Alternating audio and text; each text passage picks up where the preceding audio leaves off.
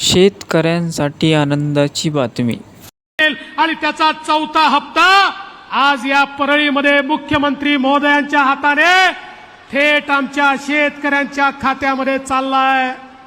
आणि त्याच वेळी आमच्या लक्षात आलं, मागच्या वर्षी दुष्काळाच्या काळामध्ये कापूस आणि सोयाबीनचे भाव पडले। आम्ही ठरवलं भावांतर योजनेच्या अंतर्गत आपल्या शेतकऱ्याला मदत केली पाहिजे। कॅबिनेटचा निर्णय घेतला।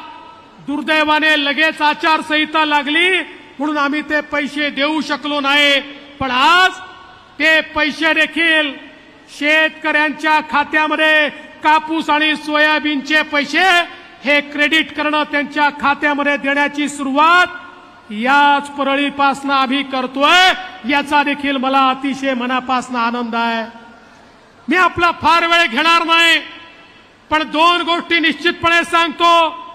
मागच्या काळात महायुतीचं सरकार असताना आम्ही ठरवलं होतं, आमचा मराठवाडा हा दुष्काळी मराठवाडा म्हणून ओळखला जातो।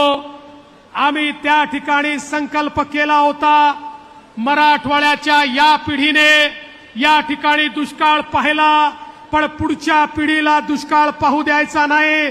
आणि त्याकरता वाहून जाणारं पाणी, समुद्रात जाणारं पाणी हे या ठिकाणी आपल्याला आणायचं आहे। आणि मला सांगताना आनंद वाटतो, 50 टीएमसी पाणी वाहून जाणारं हे गोदावरीच्या खोऱ्यामध्ये आणण्याचा प्रकल्प आता अंतिम टप्प्यामध्ये आम्ही आणलेला आहे। आणि लवकरच आम्ही हे पाणी आणण्याच्या प्रकल्पाला या ठिकाणी मान्यता देऊ। पहिल्या टप्प्यात 50 टीएमसी पाणी या ठिकाणी आम्ही आणू आणि त्यानंतर अजून पाणी आणण्याचं काम आम्ही करू। मला